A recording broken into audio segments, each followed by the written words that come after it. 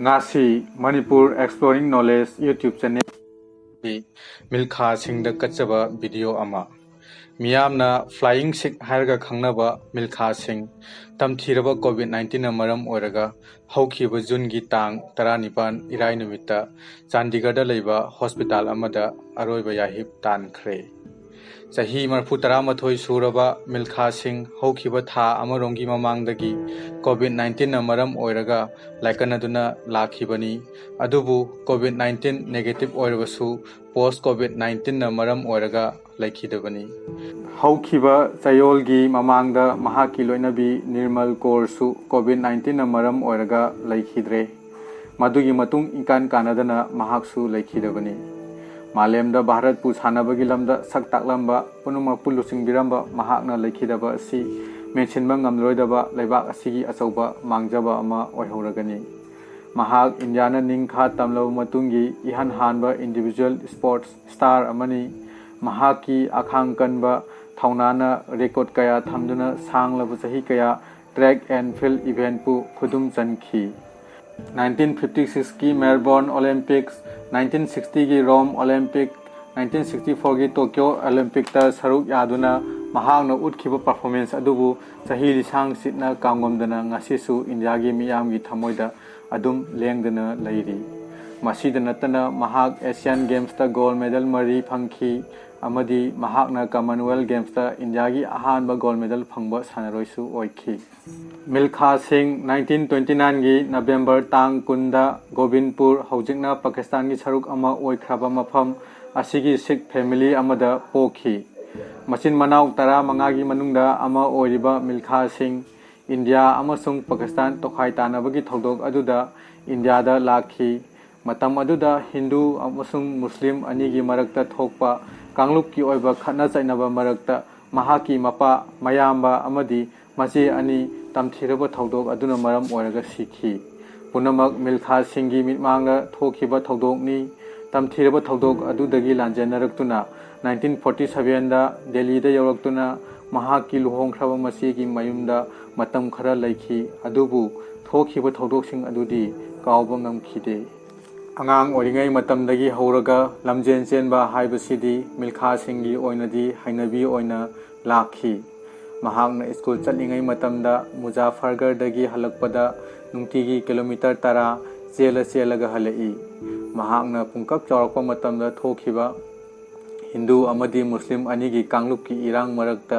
mahaki apokpa mapana khudong thiba taraba matam da masagi thawai hingaunaba masada mafam adudagi chenkhinaba yathang pirakhi asumna milkha singhi punsi irang adudagi thawai hingaukhi asumna milkha singh India da yauраktuna 1951 da Indian Army da join tawkhi Indian Army da join torba matung mahaki ahan lamjel miles mangagi cross country lamjel ama Havaldar Gurudev ki miyeng makhada saruk yakhi lamjel aduda milkha singna taruk suba taduna Havaldar ki pukning penkhi madugi matung 400 meter race ki damak selection phangduna training tawba hokhi masidagi milkha singhi hokhiba tamthiraba thodok sing tungoinaramlaga mahaki punsigi lambi ama semba hokhi mahaki punsi warida yumpham oirga puthokpa Bollywood movie Bhag Milkha Bhag miyamna yamna pamna yengnakhiba film ama oiri mahaki international career gi ahanba oina 1956 की Melbourne Olympic ता 200 metre अमदी 400 metre race ता सरुक याखी नौना सरुक यारकपना मरम ओरगा मेडल फंगबदी ngamkhide अदुबु ओलंपिक गेम्स अदुगी 400 मीटर रेस की चैंपियन चार्ल्स जेकिंस का थेंगनादुना महाकु पुकनिंग थौगत पिरमदुना तोंगान तोंगानबा ट्रेनिंग मेथड कया फंगबा ngamhauki मसिगी मतुंग 1958 ता कटक ता पांगथोखिबा इंडिया की नेशनल गेम्स ता 200 मीटर अमदी 400 मीटर रेस की रिकॉर्ड थमखी लोइनना सही सिमक्तदा टोक्यो दा पांगथोखिबा एशियन गेम्स ता 200 मीटर अमदी 400 मीटर रेस की गोल्ड मेडल फंगबा ngamखी महाकी परफॉर्मेंस अदुबु सखंगबिबो ओइना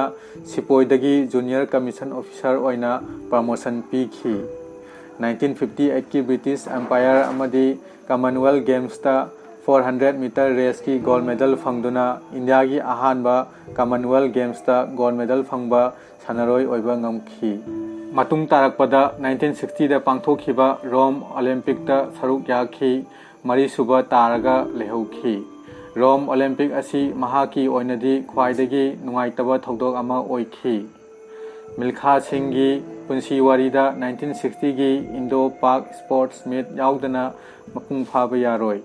एशिया की ख्वाइदगी यांगबा नुपा अमनी हाइना खंगनबा मतम अदुगी पाकिस्तान की लमजेलोय अब्दुल खालिकपु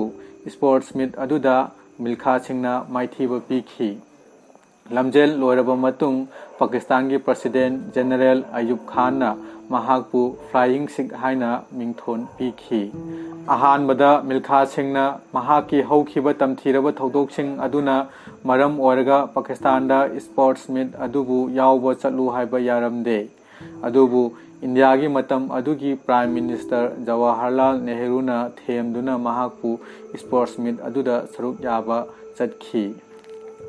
1962 की जकार्ता दा पांगथोखिबा एशियन गेम्स ता 400 मीटर अमदी 4x400 मीटर रिले दा गोल्ड लौखी लोइनना 1964 दा कलकत्ता दा पांगथोखिबा नेशनल गेम्स ता सिल्वर मेडल फंखी अरोइबो ओइना मिल्खा सिंह 1964 की टोक्यो ओलंपिक ता सरुक याखी गेम्स अदुदा इंडिया की टीमना 4x400 मीटर रिले दा मरी सुबो ताहौखी मसीना मिल्खा सिंह की अरोइबा लमजेल ओइखी मिल्खा सिंह 1962 दा इंडिया की नुपी की वॉलीबॉल टीम कैप्टन निर्मल कौरगा लुहोंगदुना मचानुपी अहुम अमदी मचानुपा अमा फंगजखी मचानुपा जिब मिल्खा सिंह इंटरनेशनल गोल्फर अमा ओइखी 1958 की एशियन गेम्स की माई पाकपा अदुबु सखंगबिबा ओइना इंडिया की मरी सुबा हाईएस्ट सिविलियन अवार्ड पद्मश्री पीदुना मिल्खा सिंहबु इकाय खुमनबा उदखी 2001 दा अर्जुन अवार्ड पीदुना इकाय खुमननबा खलखी अदुबु अर्जुन अवार्ड हाइबसिदी नहा ओरिबा एक्टिव प्लेयर सिंगदा पीगदबा अवार्ड नि महाक्ति अवार्ड असी फंगबदा मतिक चादे हाइदुना अवार्ड लौ हाइबा याखिदे महाकना हिंगलिंगै मतमदा पंजाब की मिनिस्ट्री ऑफ एजुकेशन की director of sports ओइरमदुना sports Pu चाखटनबा होटनरमी अदुबु हौजिक्ति महाकी पुंसी Changel लोइदुना ताइबंगपान थादोक्तुना पुनमकपु थादोक्तुना चटखरे महाकना चटखरबसु India अमदी मालेम पुंबगी मियोय खुदिमकी थमोइदा लेंगदना assume लेहौरी महाकना लेखिदबा असिदा मालेमगी मियामना अवाबा फोंदोकली।